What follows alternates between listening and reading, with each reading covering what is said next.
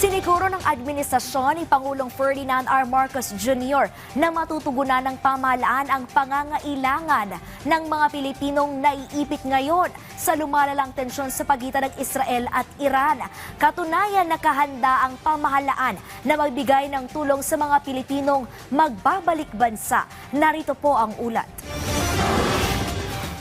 Ang gustong iparating ng Pangulo, handa po tayo sa anumang mangyayari at lahat po ng pangangailangan ng taong bayan ay tutugunan po ng pamahalaan.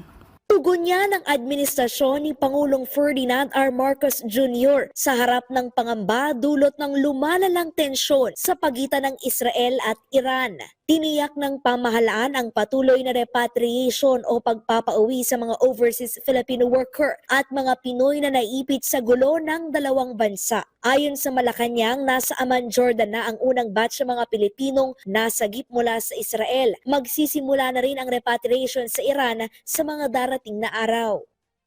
Patuloy ang ating pagbabantay at koordinasyon para masiguro na walang Pilipinong mapapabayaan sa gitna ng krisis na ito.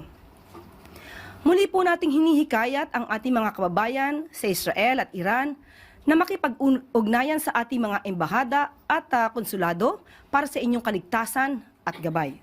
Siniguro ng Malacanang ang pag-abot ng tulong sa mga Pinoy na magbabalik bansa, kabilang ang pagbibigay ng temporary shelter, libreng pagkain at tulong pinansyal. Para sa mga repatriates, may nakahandang 150,000 pesos financial assistance, transport at accommodation support, medical assistance at livelihood at training packages upang matulungan silang makapagsimula muli sa bansa. Para naman sa mga magpapasyang manatili rito, bukas ang mga programa ng pamahalaan para sa rescaling o reskilling negosyo at job matching.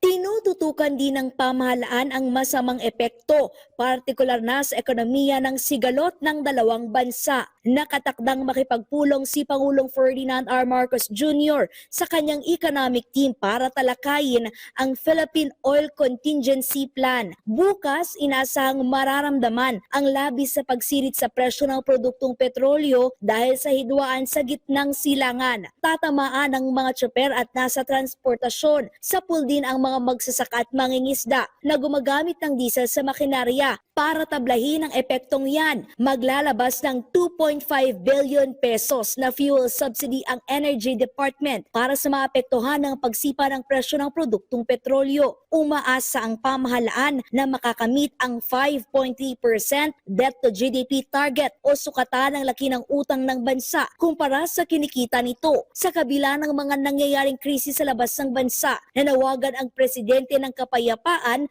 at pagkakaisa.